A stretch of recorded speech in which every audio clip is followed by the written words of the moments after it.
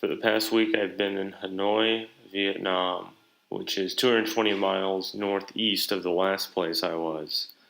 North Vietnam, in case you were wondering, there was some kind of diplomatic affair with the United States some years ago. So if you heard of North Vietnam, maybe it was from that.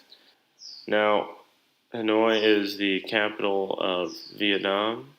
It's the second largest city by population. This is the first two sentences on Wikipedia. Again, why am I reading Wikipedia to you? This is ridiculous.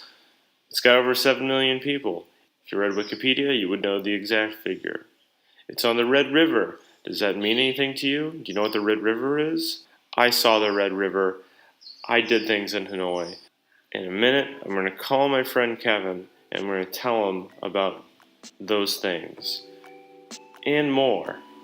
And less. This is a podcast, and the name of the podcast is Bad Travel Podcast.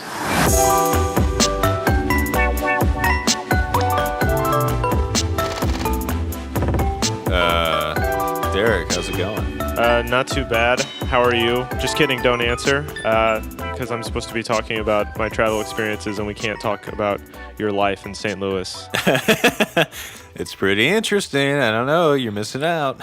Is it cold and wet? Yes. All right, moving on. So this morning, just like the last 5 mornings, I was woken up by ceremonial drums, or I assume they're ceremonial drums. They're either ceremonial drums or some guy does drum practice every day from 6 a.m. to 8 a.m. Are they like hand drums or like they use sticks and all that? I have no idea. It has like a low sound and a high sound. It's like a guy doing a drum solo for 2 hours in the morning, except all he has is a bass drum and a snare. So it's just like boom, boom, boom, boom. And it's like kind of like arrhythmic, and there's no pattern, so it's just like boom, boom, boom, boom, boom, boom, boom, ka, boom, ka, boom, boom, boom. Boom, boom, boom. It's impossible to sleep through. It's like happening. It feels like it's happening in my head. It kind of just wakes me up a little bit earlier, because if I wasn't woken up by the drums, I would be woken up by like the sound of honking and people shouting. That starts around 8 a.m. The city comes alive. And where are you at? What city? Oh yeah, I guess I should mention that. I am in Hanoi. By the way, Happy Tet. Happy Tet? It's Vietnamese New Year. Oh, cool. Happy Tet to you as well. Was there any crazy parties? Not that I was invited to. Maybe that's what the drumming's about. It might just be like somebody's teenage son who's back visiting, and he's like, I'm going to practice drums just like I used to. It's bad enough it's loud, but like if it's irregular, like you can't ignore that, right? Nothing to tap my foot to. Yeah, you want a toe tapper. Maybe he's like an experimental drummer. Yeah, it's not meditative drumming. It's like disruptive drumming. It's like some shit that would be on a free jazz album. Yeah. It's not good. It's not good. I don't know if it's okay for me to say some things that are ceremonial and, whatever, maybe they're sacred, aren't good. But this one thing, specifically this one thing, sucks. Okay. It might be part of Tet. So Tet is the Vietnamese New Year. It's linked to the lunar calendar. It's like at the same time as Chinese New Year, but Chinese New Year is a different thing. It's not called Tet. By the way, it's Year of the Dog. Cool. Does that mean anything? I don't know. Okay. But maybe it'll affect you in some way. Yeah, dogs are cool. You know when you would go to like American Chinese restaurants, they would always have like the place cards. They were like, if you're born in this year, you're this animal. I know that I'm a snake. I think I was a ram, if I remember correctly. Or I guess a sheep if it was less poetic. I mean, the thing about a ram is that it has like a strong character. Whereas like when you think of a snake, it's just like, oh, that guy's a dickhead or whatever. Those restaurants though, if you were unlucky, you have a friend in the group that was like Year of the Dragon, and they were always cocky about it. You didn't do anything cool. Fucking, we're eating fried chicken covered in sugar. Just shut up. And you have that other guy and he's Year of the Rat, and you're like, you're a fucking rat. You all just roast them. The more... Do you hear that? You hear that? Is that a dog? I don't fucking know. It sounds like a dog. You're the dog. It's like a puppy almost. Yeah, I think someone's dog in this apartment building. Anyway, so Tet's going on.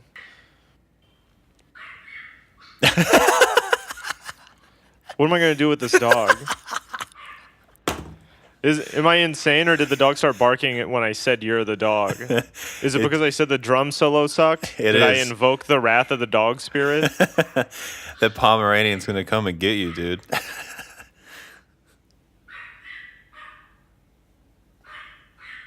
I'm going to peek my head out. Hold on. Okay. Don't.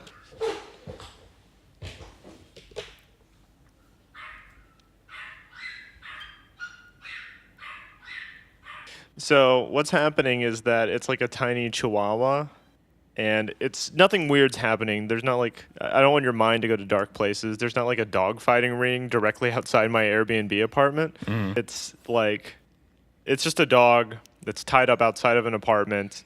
It's barking because its owner is in the apartment. Okay. It's a cute dog. It's loud as fuck, though. I've had all kinds of dogs, and the smaller ones, the smaller they got, the more they were uncomfortable with like existing. And they just had to bark at everything. Is this a bad time? Well, people are going to listen to it and think I'm torturing a dog, but that's not what's happening. I think it kind of sets the mood, honestly. Having a dog barking and whining like that?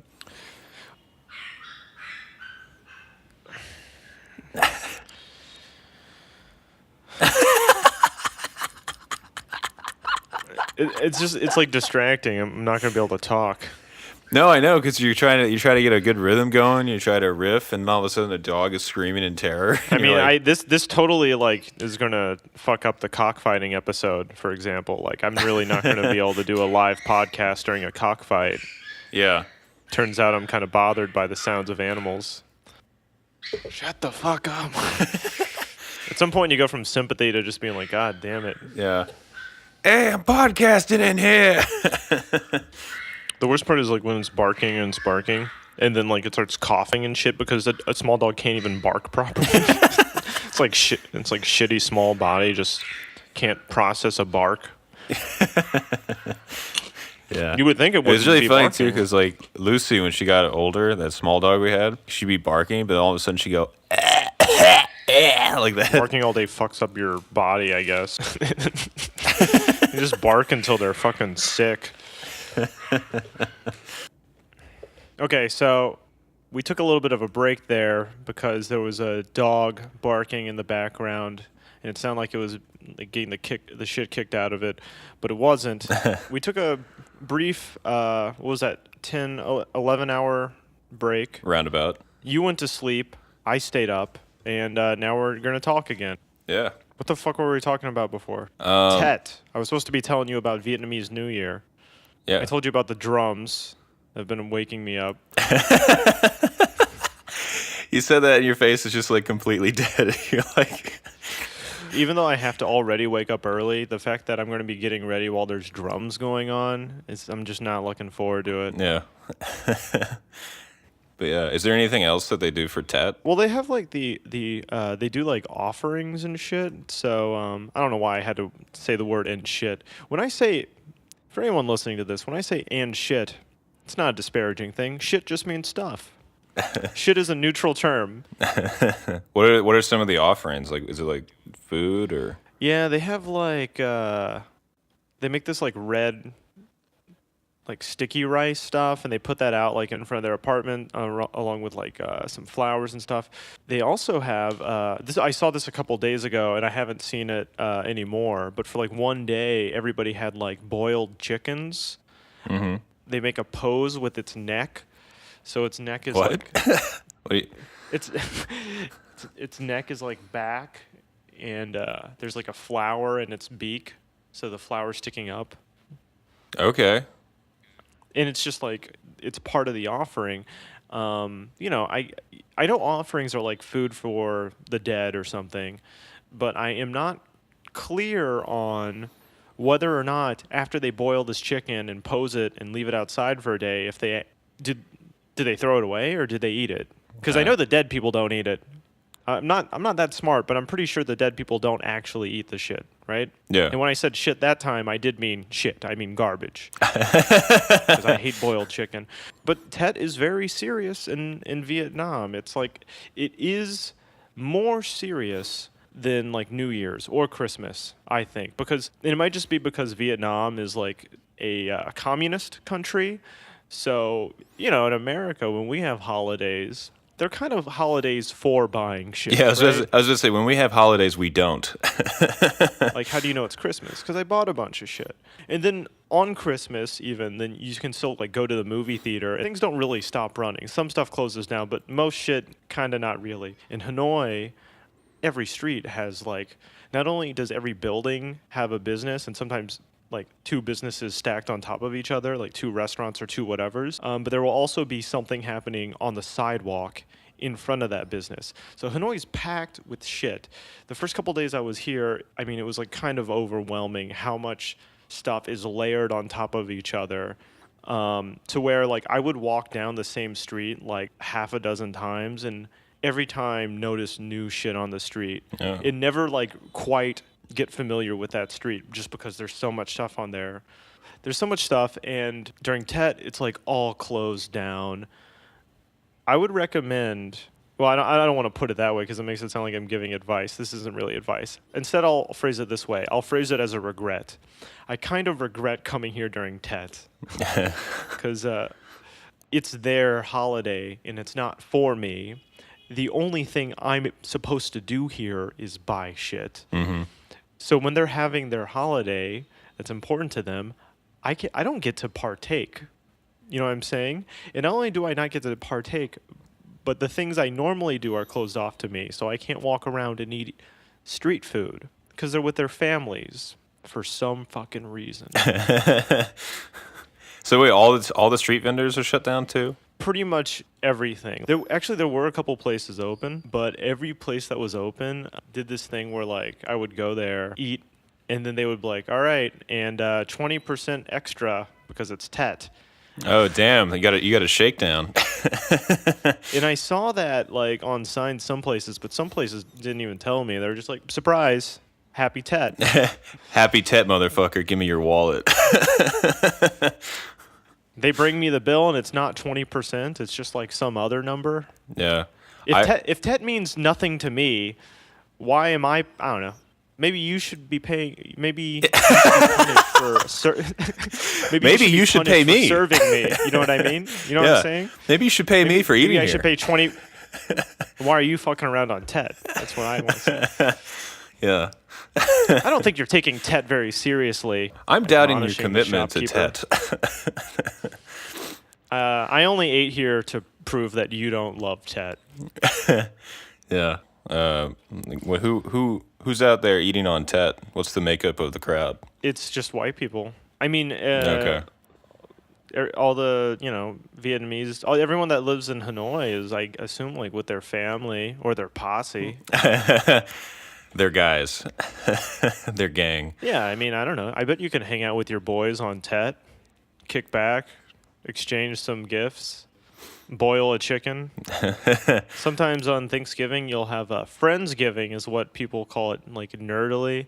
And maybe there's a Tet version of that, I hope there's alternatives for people that don't like their family, but maybe more people like their family here. Maybe there's a stronger family cohesive bond. Yeah, that's what I mean. Like holidays never held much sway for me because just like. Do you think that's the influence of American corporations and brands? It's like I don't want to hang out with my dad. I got IHOP. Yeah, yeah. This is my dad now.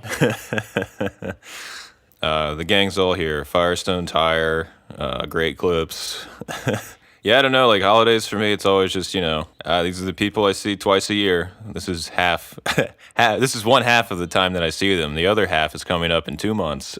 At Thanksgiving, you're like, hey, you're still alive. And then Christmas comes and it's like, how have you been? And it's like, fuck, you just saw me. Yeah, right. Bad because I just saw you. I've been awful. Yeah, and then you have like a weird extended family that you don't talk to a lot, but you talked to them once when you were like 12, and you told them something like, "I really like yogurt," so they just keep buying you cases of like yogurt every year just because they remember that one thing about you. Here comes yogurt boy. Yeah, Kevin. right. It's like you're like He loves yogurt. You're It's like- gross. he just carries it around in his pockets. What the fuck is wrong with him? I hate when you have like relatives that like you don't really know, like you've never had a conversation in your life, but then they're like, they'll pull you aside one year and they'll be like, "Well, just so you know, I care about you and I love you," and it's just like, what the fuck? Yeah, It's a, this stranger loves me. It's creepy. yeah. We have I don't like you, so why? we have a I'd be more excited to like see like the guy that used to work at a coffee shop I went to. You know what I mean? Like Yeah. sometimes you'll go to a coffee shop for a while, a person will quit, and then you'll see them later. yeah. That I would be happier to experience that. Like, oh man, fuck yeah, you give me a latte once. Like, cool, we have a bond. If I see like my uncle, it's like, oh yeah, you're the one that talked about trans people. Yeah, you're right. You're the one that got angry at Thanksgiving. We don't have the bond. I don't know. It's weird. I think other places are like much more integrated with that sort of a thing than here. Yeah, but it's because they don't have like Captain D's, Long John Silver's. Yeah, I'm trying to think of another seafood one. those might be it. I think that's the max you can have for seafood. Right? Filet-O-Fish via McDonald's. Don't worry, we'll win them over. Yeah, right. You just show them. A little gentle persuasion. Show them videos of like a lady stabbing another person over at Tickle Me Elmo, and it's just like, check it out. This is this is good. You should become sick like us. It's a good time, but it's not really like it's not a religious holiday, right? It is kind of like I don't know. The temples seem to be in full swing. Like I said, the guy was drumming. I don't know what that had to do with anything, but he was doing it. Actually, there is this interesting thing where, and this is my favorite thing, and I think it's just because of the term. When I was walking around, I kept seeing like these fires out front, like just on the sidewalk. And when I was walking home one night, onto the fires, they were just like piling big stacks of like, it looked like tissue paper, but it was always like red and gold. And this is called ghost money. It's like literally, from what I've read, this might be a really shitty summary, but it's literally like this represents money for ghosts. It is what it sounds like. And if you burn it, they'll like, if they're in hell, basically, it'll help them not be in hell anymore. It's like paying off. I don't totally understand that is it. fucking cool as hell, dude. Like, can you imagine? It's like Yeah, it's fucking rad. You walk by and you're like, someone's burning that, and you're like, what are you doing? And they're just like bribing the devil. Like I'm paying off the debt of a ghost so the devil will let them go. It's like, holy shit.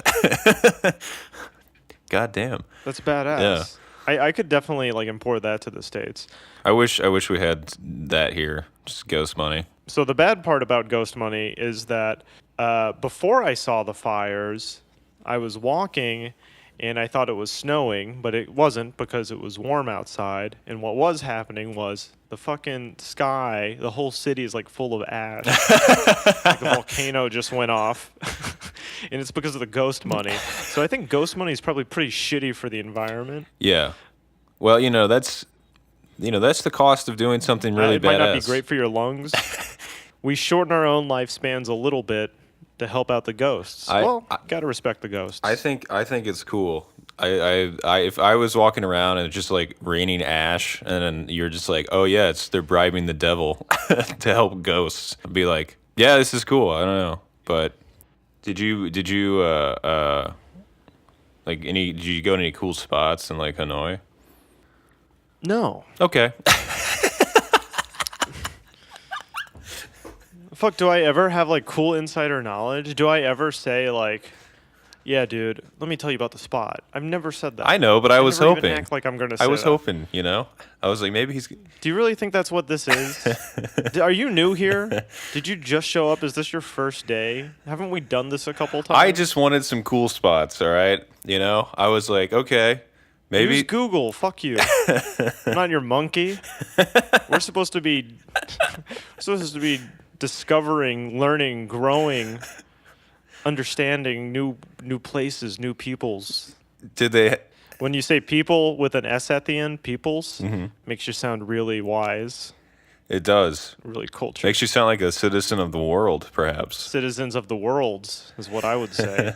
Just make everything plural. It sounds better. Yeah, Hanoi is full of cool shit.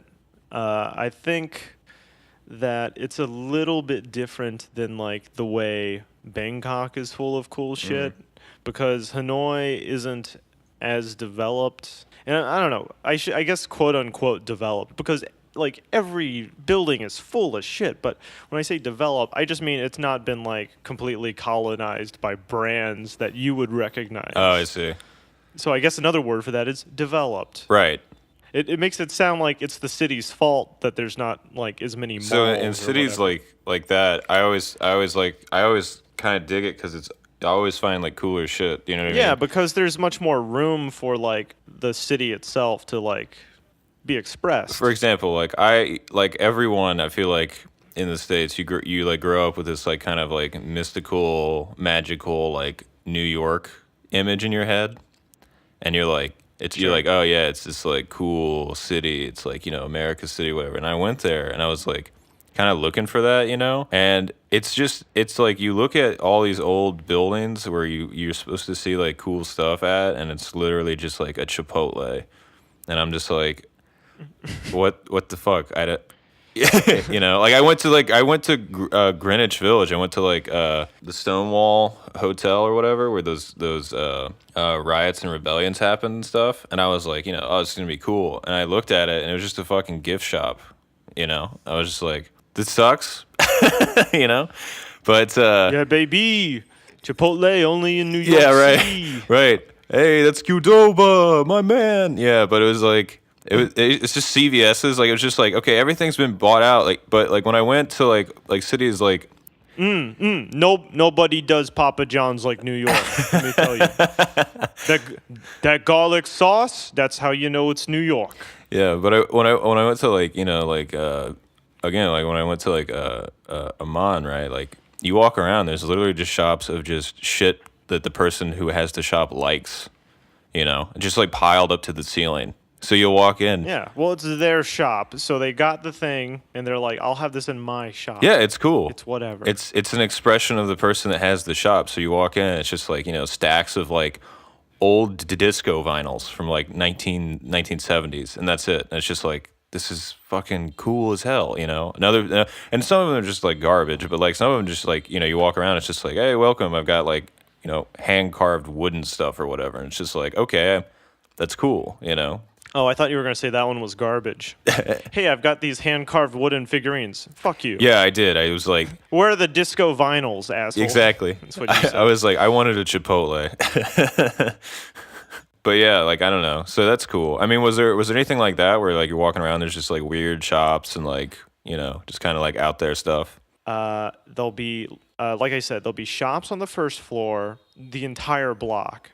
Will be like different things like there are souvenir shops, but there's also like restaurants, lots of clothing stores. It's all pretty dense, at least in the old town where I'm at. And then above that, it's like residential. Every building is apartments on the top and businesses on the bottom.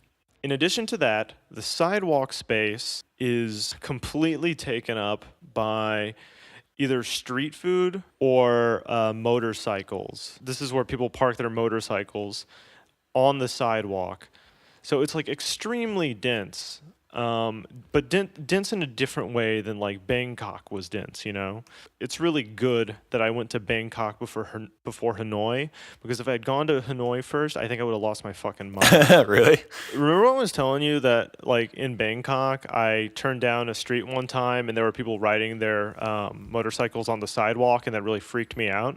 Yeah. So Hanoi is like that, except I wouldn't be walking on the sidewalk. I would be walking in the street, and there would be motorcycles, and it would be like that the entire time.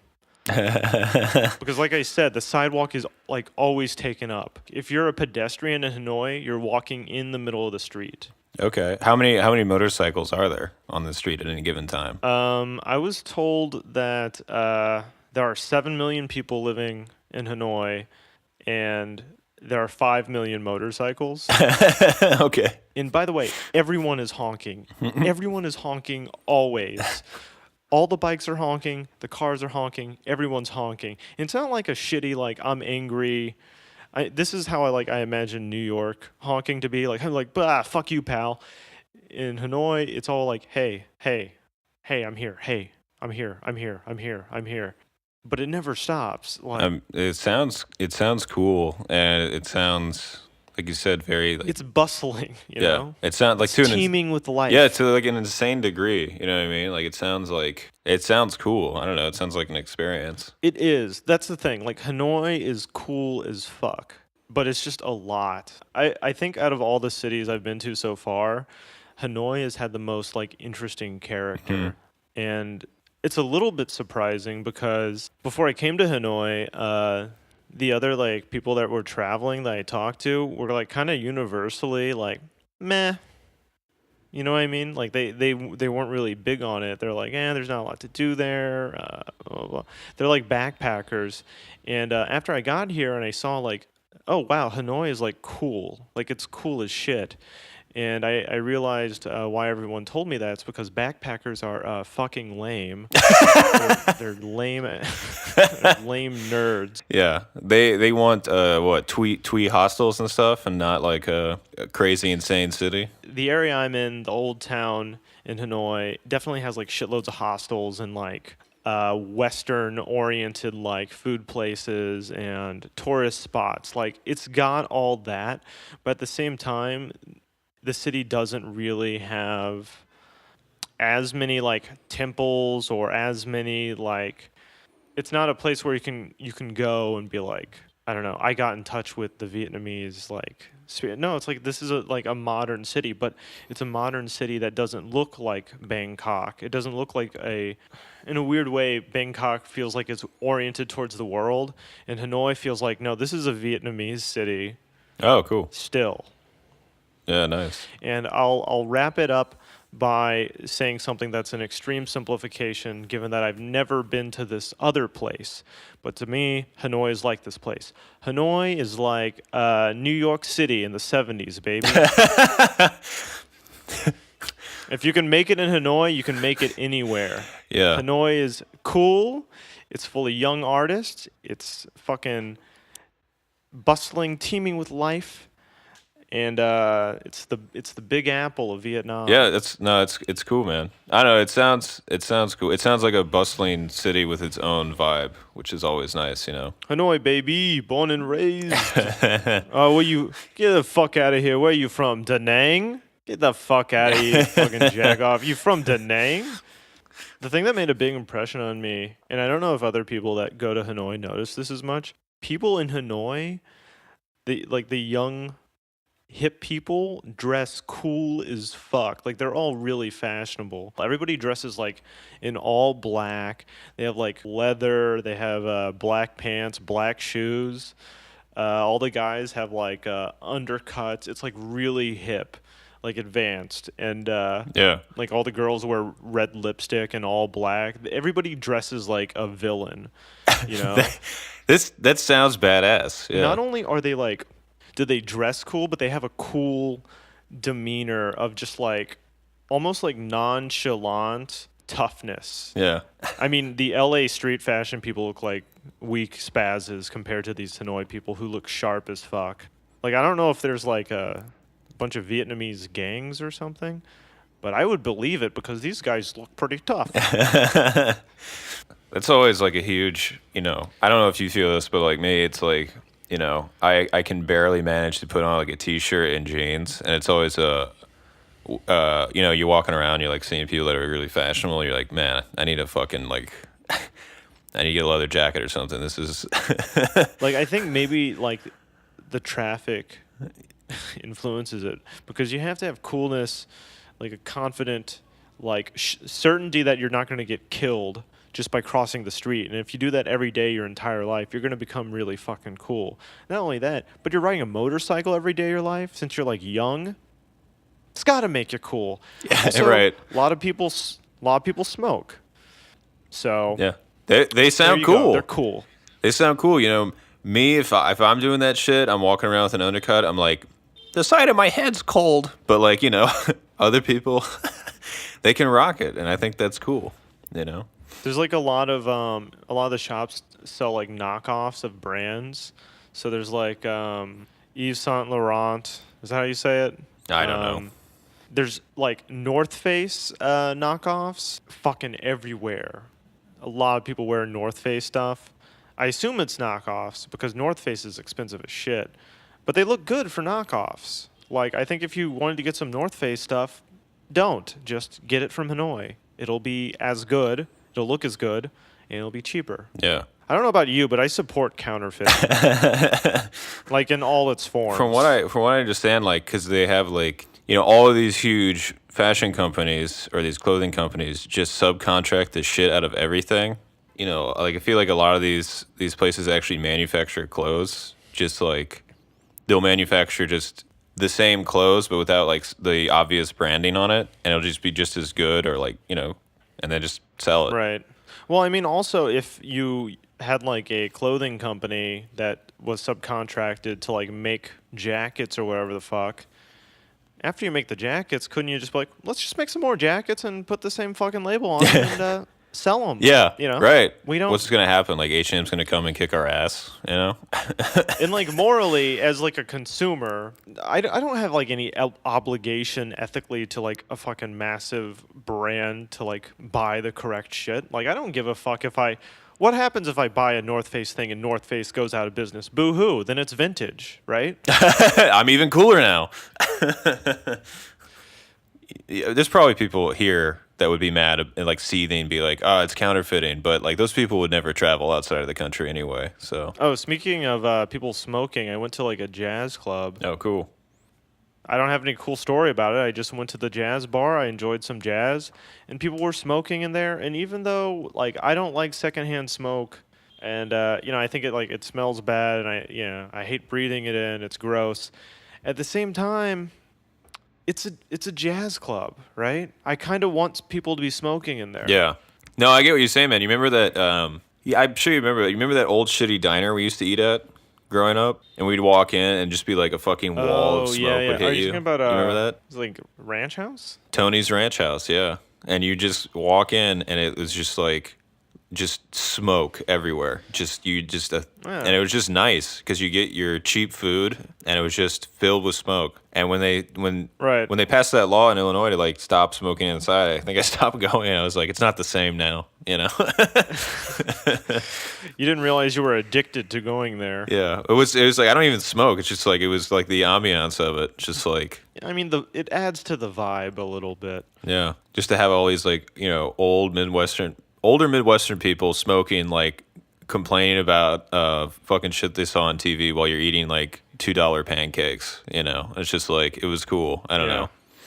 Well, here's the thing, Kevin. I started off talking about something actually cool, a jazz club in Hanoi. I started talking about. Sorry, let's go back. $2 pancakes in a diner in Illinois. Your story about all these cool people sharply dressed enjoying jazz music reminded me of the diner where people chain smoked and wore flannel. But by the way, what kind of jazz music was it? Was it like crazy experimental stuff, or was it just like was it bebop? It was kind of like, it was like cool jazz. Wasn't like Kenny G or something? When I say cool jazz, you know what I'm talking about. Yeah, it was like Miles Davis. Well, I thought Kenny G was cool. I just wanted to clarify. It sounds like you're. Yeah, I know. Yeah, I know. I know what you're doing. Yeah. Come on, man. Yeah, but get with the program. So it was cool. It was like it was bop or hard bop or Coltrane. God, let's not talk about it anymore. Okay. You're gonna make me do jazz genres. Nobody gives a shit. I wanted to know. That's how I understand it, man. Sorry, some of us haven't read the wiki on genres, Derek. I guess some of us are a little more committed to knowing the difference between bop and hard bop. Now you listen here. I know what hard bop is, and I will tell you tomorrow for some reason, but not right now. So let's just have that be the end of it. Yeah, okay. Did you go to that today? No, I didn't go to the jazz club today. Yeah. Today I went to the Hanoi Hilton. You went to the Hanoi Hilton. Okay. What's at the Hanoi Hilton that you want to check out? I didn't know this, but maybe you do know this and you're just playing dumb. But after I got here, a bunch of people kept telling me, like, hey, man, you got to check out the Hanoi Hilton. The Hanoi Hilton, really interesting. And every time I heard that, I was like, bah, fuck off. Like, yeah, oh, I don't want to go to a hotel. Mm-hmm. Yeah. What's there, a spa? But the Hanoi Hilton was like the prison American POWs. It was were what? at. That's what they called it. The American POWs called the Vietnamese prison, they called it the Hanoi Hilton. So wait, hold on. Did you know that? You didn't know that? They called they called the POW place. Was it actually a Hanoi Hilton? Or is that just what they called it? Exactly. See, this is why I was confused. But it's actually like this is the prison that POWs were at. No, it's not a Hilton. Like, I guess the Americans started calling it that, like, kind of as a joke. Yeah. But now, like, in the actual, like, historical, like, it's a museum now. It's a prison you can go to. You can walk around it. And the Vietnamese, like, official material refers to it as, like, the Hanoi Hilton. It's not a Hilton. It's, okay, you understand? It was built by, like, French colonists, and they, like, tortured Vietnamese people there. Later on, the Vietnamese people had the American POWs there. So it's a museum, though, right? But it's not a hotel. It's a museum. Also, bad for the Hilton Corporation. Now they can't really open up a hotel in Hanoi. People will think they're talking about the prison. Taking away the brand power of the Hilton chain. Well, I mean, like, it was the American prisoners who were calling it that, and I guess that just goes to show you, like, one of the foibles of irony. You know, sometimes you make a joke and then it really sticks. Yeah. Yeah, be careful. And it wasn't clear. This is a PSA announcement. Be careful with irony, kids. You might take away from the brand power of a company.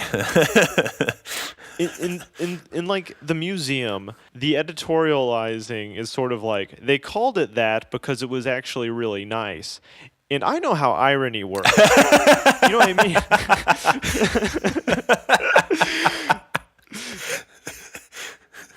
Yeah. So I don't think they would call it that because it was really nice. It seems a little weird. Yeah.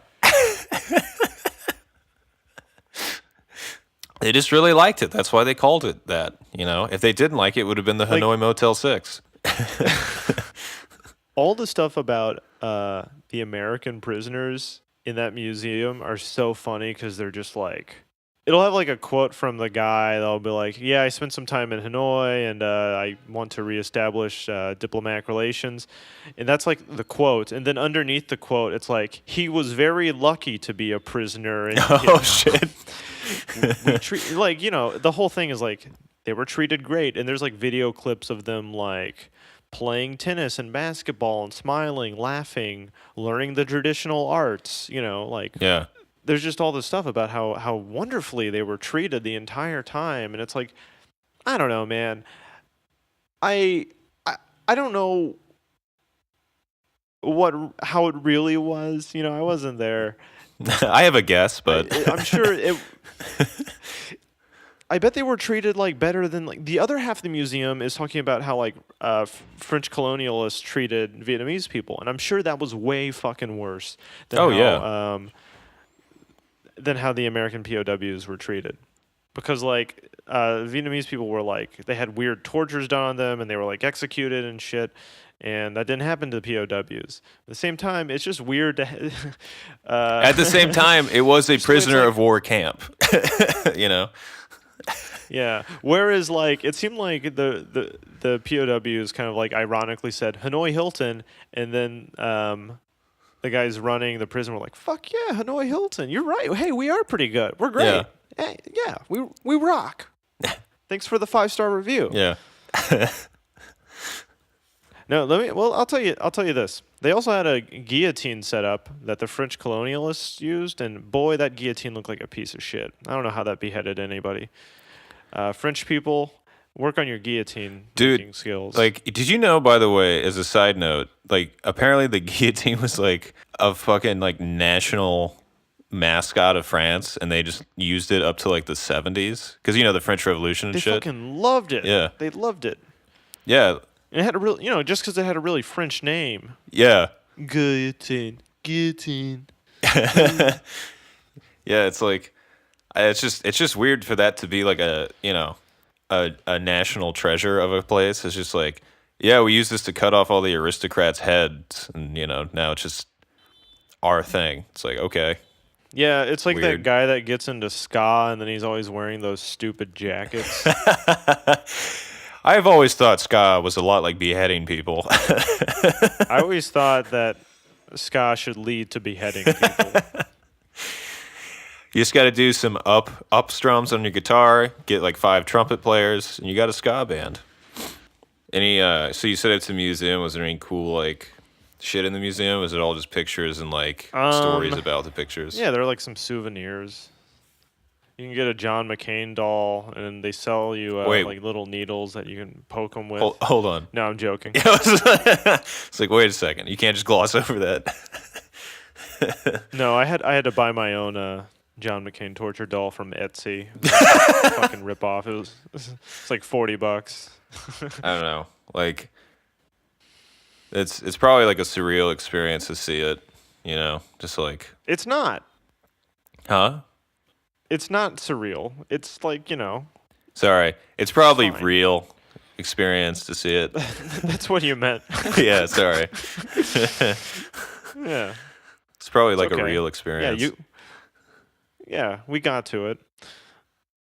So I guess like scamming.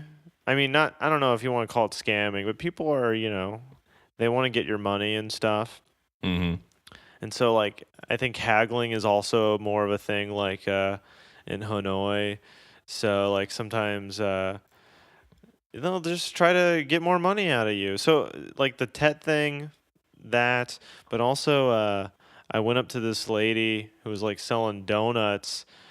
I was like, "Can I have one donut?" And she was like, "Oh yeah, 50,000 dong." And to give you an idea, 10,000 dong is about 40 cents. So this is like how much? You have to help me out 1, here. 2. It's 5 times 40, so that's $2, right?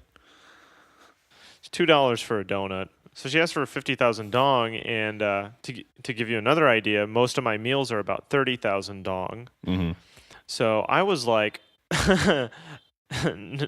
no. Okay. And she was like, okay, 10,000 dong. She dropped it down 5 times, so she was really reaching to get some extra money out of this donut. I kind of admired it. And I've not done any fucking haggling here. I told you before, like, I don't do haggling. I don't like doing it. I kind of haggled in this one instance by accident because I laughed inadvertently because I was just like, no, it's not fucking 50,000 dong. But when she said 10,000, I was like, hey, not a bad deal. And I bought the donut. Right immediately after I bought the donut, a guy had watched me buy the donut, and he just like went, what the fuck? He shook his head, and I was like, what? Did I not? Was that too much? And he was like, yeah, it's too late. I already bought the donut. She got me anyway. Well, it's like, how much is a donut? It's like, you don't know. I have no idea. What was it? Was it like $40 here? Yeah, right.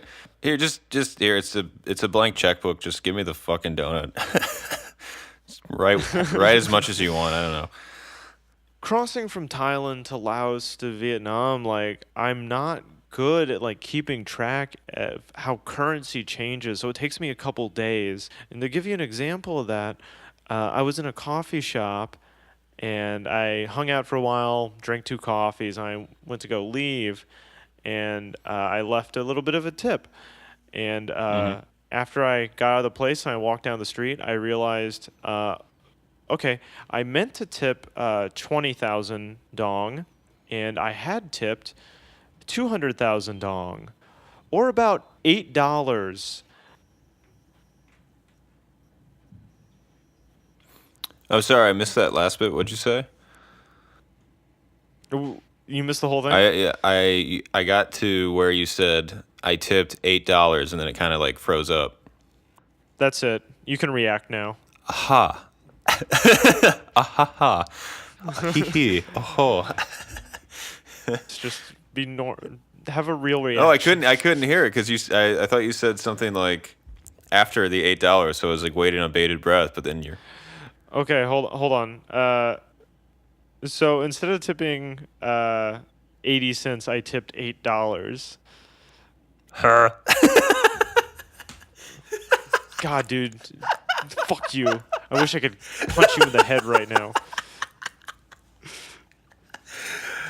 You fucking asshole.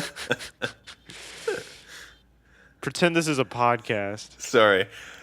Wow, $8? That's almost $10. I wish I could shoot you. Yeah, well, you can't. If I had my gun, I'd kill you. Yeah, well, you don't. Easy there, Annie Oakley. So good. Yeah. Silencer, loudener.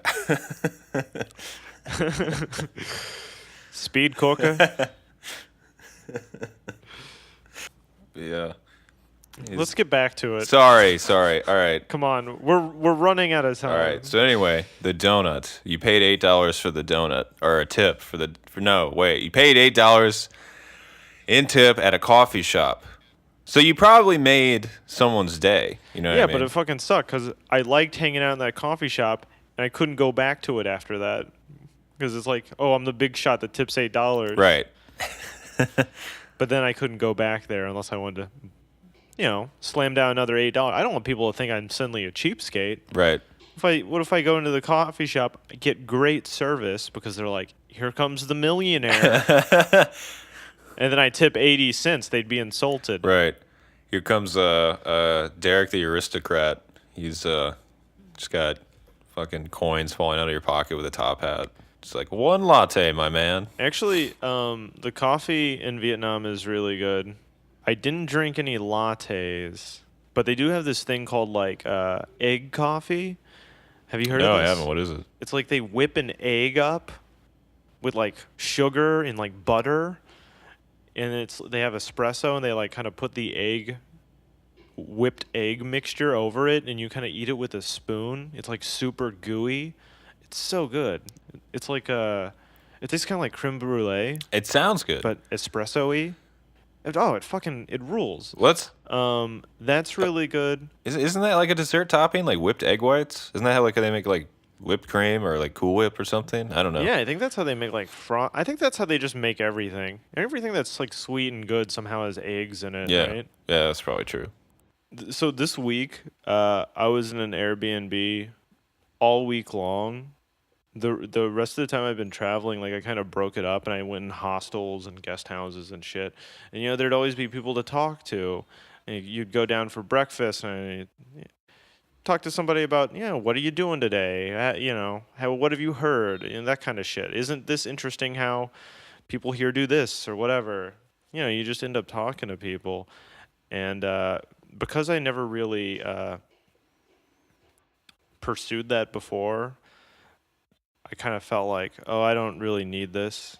You know what I mean? Like I can do without this part because I never felt a need for it. But this week when I was like in the Airbnb, after a while, I just feel like isolated. Yeah.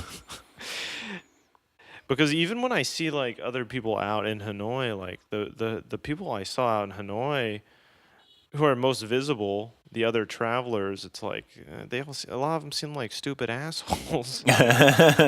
Well, I mean, all I mean by that is like I hate them. If you notice somebody, it's probably because like they're doing something weird. But also like I don't typically strike up conversation with strangers.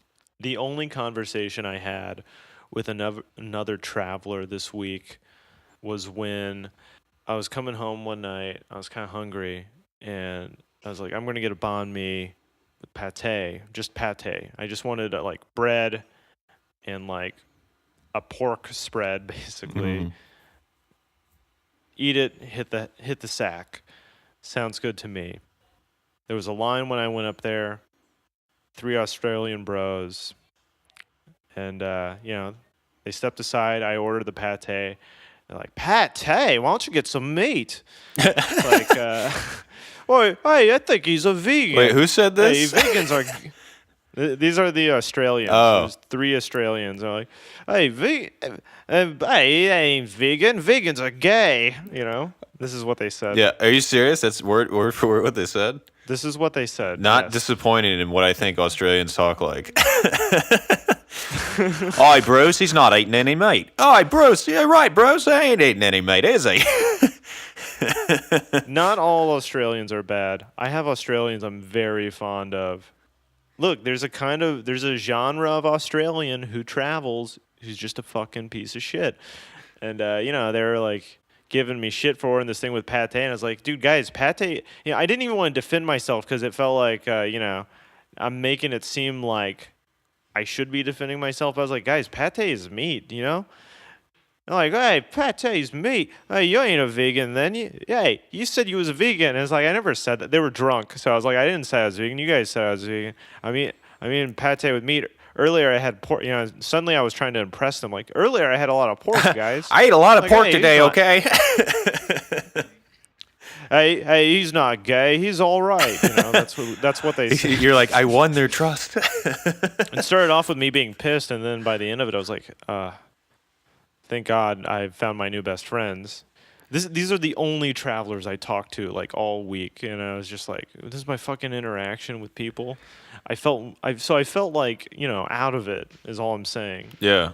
Yeah, I mean there's a certain type of tourist who their whole experience of places they go from one English pub to another until they go back home. And when they get back home, they have like a tattoo Yeah.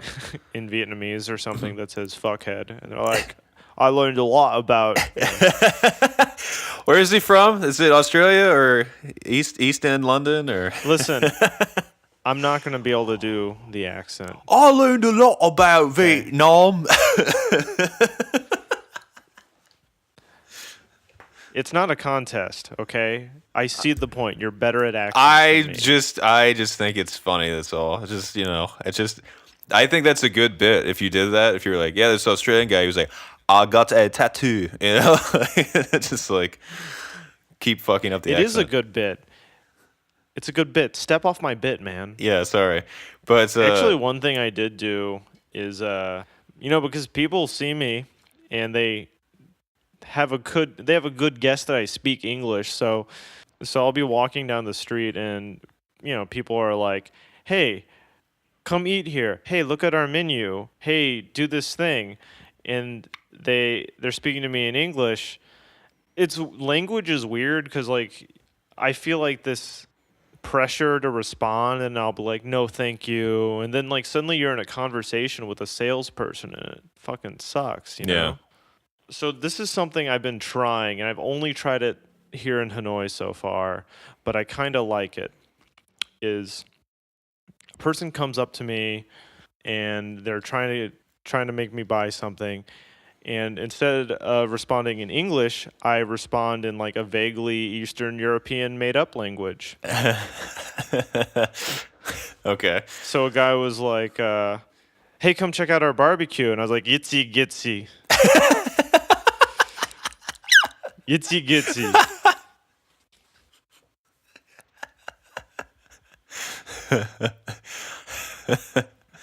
Come check out our food. Jump in Jehoshaphat.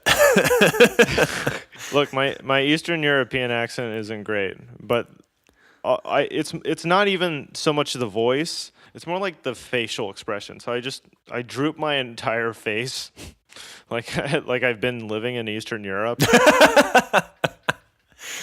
Like I saw the fall of the Soviet bloc, and I had to like survive like all the '90s shit. I just fucking. I just look very flat faced, and just like yitsy gitsy, cool vulva, cool.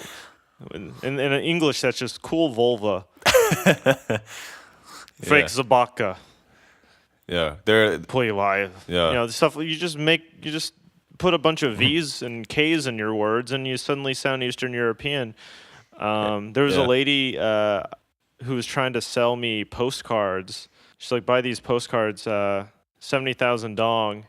And I had just seen those exact same postcards in a store for 10,000 dong. So I know she got them from the store.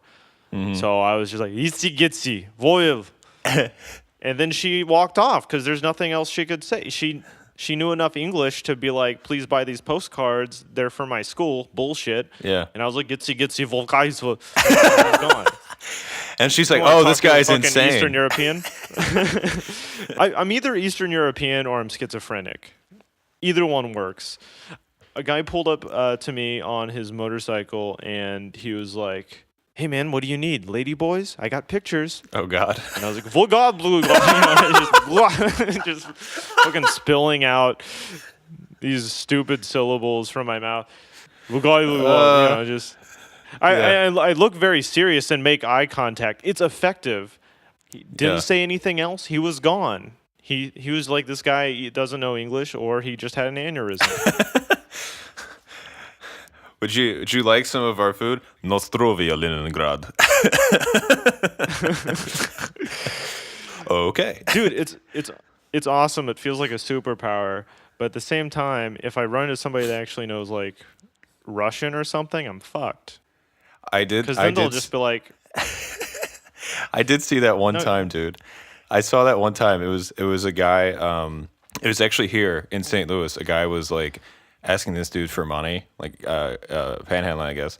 And the dude responded back in I think like Arabic to the dude, and the dude, without skipping a beat, responded in fluent Arabic. And I was like, damn. well, Yeah. see, that's the advantage of making up a language, I guess. Maybe there's so many Eastern European languages it'll never come up. Yeah, they respond back in Russian. You're like, Barzupal, blah blah blah. You just start running in the opposite direction. Cool. Well, I'm glad you found an effective way. You could have just said, "I have no money." That probably would have done it too. Yeah. Kevin, don't you realize that it's always easier to just lie to people than it is to tell the truth? Yeah, Maybe one day you'll grow up. yeah. Be an adult, Kevin. Hold on a sec. Lodayodada. Boopa doopa. Oh, did I tell you about the fireworks at the Tet? No, I didn't tell you about them. Okay, so one thing about the Tet thing. Uh-huh. The fireworks at Tet were around this lake, and it was like crowded as fuck. And I had never been in such a big space that was that congested with people. I mean, I don't know if you have, but it was really new for me because, like, Los Angeles has a lot of people, but on holidays and shit, even then it doesn't get that congested because people go to different places. There's not really one central place. Everybody in Hanoi was here. There were like these really bad musicians. I ran into this guy who was like playing like, I don't know how to describe this, techno flute. Okay. It sounded like 90s electronic dance music, and he was like playing the flute over it, like an electronic flute or some shit. I'm not really sure. It was like amplified. Right. And he was like doing a little jig and dancing around. It was like one of the worst things I ever saw. And, it would have just been like normal bad if he were Vietnamese, but he was like, he's a white guy. He's a white dude. Oh.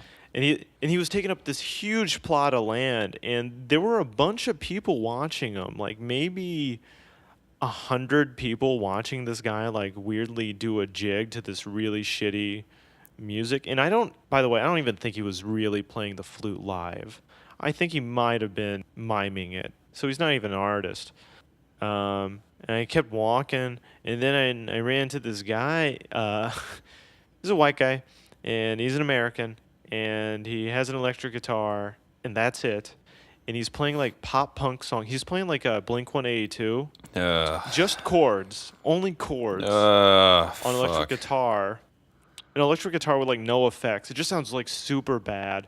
And he has like 70 people watching him. That was my least favorite thing about Tet, I guess, was You mean your least favorite thing about the Vietnamese holiday of Tet were these white people playing bad music? Yeah. Yeah. I can see So why. that's Tet's fault, is what I'm saying. Yeah. I blame Tet for this. Yeah, Tet, weird holiday. They make you listen to shitty white guys playing bad music. Yeah. Not sure why. It's part of their tradition. Who am I to question it? It has so much in common with Arbor Day. But it's like, I don't even know if people know these Blink-182 songs. And the guy sucked at singing. But just like the flute guy, there were a bunch of people watching it. I think it was just because like he's a guy and he's making a lot of noise. And my other thought was, if they don't know this music, maybe they think he wrote it. You know what I mean? Maybe they think this guy wrote the song "Damn It" by Blink-182. To me, that's just like it's just really boring. And you don't have to play classical guitar; just play something interesting. You know, like I don't need to hear someone like strumming and singing like what about Breakfast at Tiffany's or whatever. You know, I can do without that. But I don't know. The fireworks were cool, but they were like, just the amount of people like started weirding me out because I could like barely move without like stepping on somebody's toes. And like we weren't like, this is around a lake. It's a big open space. We weren't like the roads have been closed down, but I'm bumping into people and shit. There's like nowhere to go. And so I start to feel a little claustrophobic. And then the first firework goes off at midnight and I'm already like trying to get out of there. I've been like trying to walk from one end of the lake to the other end of the lake and then go back to my Airbnb for like an hour and I'm not there yet. Mm-hmm. I'm still in the middle of it. And the first firework goes off and everyone like screams out and then they run towards the lake. Like they compress it even more. It's like crazy, like this like stampede that happens. And so as people were running towards the lake, I was like running diagonal to them. And I ran away from the lake area and got out of the crowd and I ended up watching the fireworks like a block or two away. They looked, I'll be honest, they looked fine. Fireworks aren't that great. You kind of see like two or three and it's like, I get it. Right. Oh, they're just going to do the same shit over and over again. After the fireworks, I started like sort of hightailing it back to my Airbnb to like beat the crowds. Streets were like basically deserted until I started walking up and there were like these two guys having a fist fight. Like these young guys, these cool guys wearing leather jackets were breaking up a fist fight. I like to see that. The fist fight was between like these two old, sad Western travelers. Oh, what?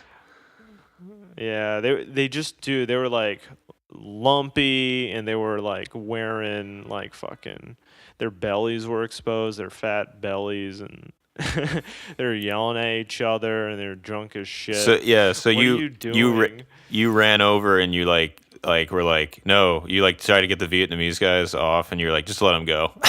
Just if we're lucky, one of them will die. But they were like doing this in the middle of the street, and so I stopped and watched them fight for a minute because it's better than the fireworks. You like Instagrammed it. You're like happy Tet. Just two guys brawling. And then the traffic sort of caught up with me, and like a motorcycle came through, and then a car came, and everybody was honking and shit again. The sound of the city returned, and that broke up the fight. And so, it was just another Tet miracle, I guess. I guess there was some magic in that old hat after all. Cool. Well, I'm glad you had that experience of seeing a bunch of petulant old fat Westerners fight. And, God willing, one day I'll be them. Let's wrap it up.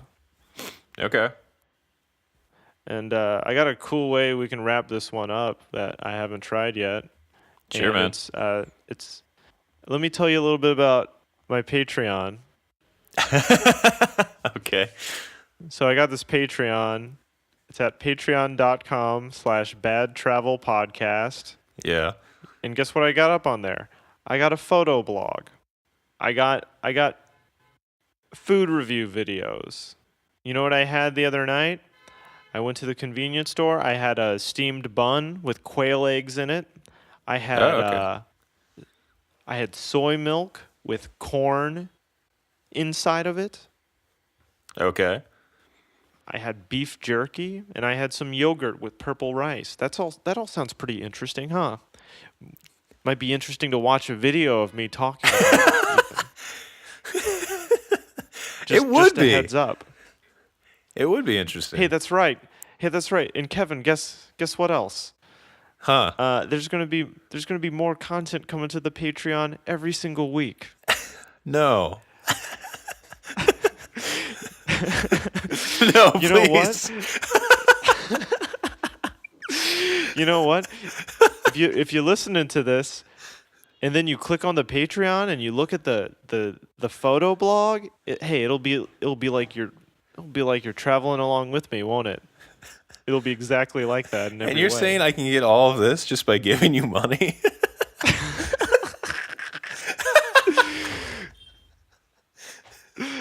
Listen, man, dude. But hey, if you're interested in the Patreon's up there. It's not necessary. It's merely supplemental. I don't want anyone to think that Patreon is not doing well. Suddenly, I'm going to be sleeping in a tire well or something. No, you'll be out there miming flute music, dancing around to Everybody Dance Now. Now, I know you can sell plasma in America. Does American plasma sell for more than Vietnamese plasma? Does the exchange rate still? Anybody know? Oh, man. No, I agree with you, man, because it's like you have to like find a moment, you have to capture, and then you have to fucking talk about it, and then, We're doing it now, and this is Yeah. difficult because I have to do it with you. You're giving me painful. nothing, Kevin. It's like trying to get fucking water out of a rock here. Nah, you're good. You're good. Thanks for talking to me. Oh, it's no problem, man. This has made me want to go to Hanoi. So Has it? Which part? the part where you said they're all cool and they dress really well and they have a cool vibe and shit. You know what I mean? Because I Yeah. told you, like I go to temples and I do the historical shit and stuff, but like to me, like again, the present vibe of the place and its present form is like more You interesting. want some to of me. that residual coolness, and I feel like Hanoi has done that to me a little bit. Like maybe I've just absorbed. I feel a little bit cooler for having been in Hanoi. Like I've just gotten just a light bit of like coolness radiating into me. Okay. It's like You seem skeptical of that, but okay, it's fine. no, I think you're cool. I think Yeah, but you already thought I was really cool. yeah, of course, yeah. Yeah, I felt really cool having those Australians call me a gay vegan because I ordered a banh mi with slightly less meat than them. They're all riddled with colon cancer. Like, oh, he's a fucking vegan.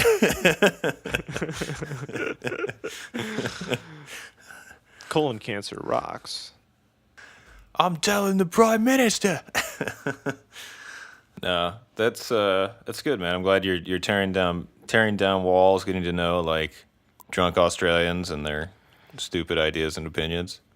Getting exposed to Australian culture. Now I get to say the word cunt. When you become a citizen of Australia, it's like when you join the force, but instead of getting a gun, they just hand you a placard that says cunt, and they're like, now you get to use this. Now you're the prime Use it minister. Use it responsibly. Yeah. Yeah, that's how they pick their king or whatever in Australia. Just whoever swears the most. It's like, we want you to lead us. Was that another fake bad accent? No, I just kind of phoned it in on that one. I was like, that's just what came out of me when I thought of Australians. Kevin, thanks for talking to me.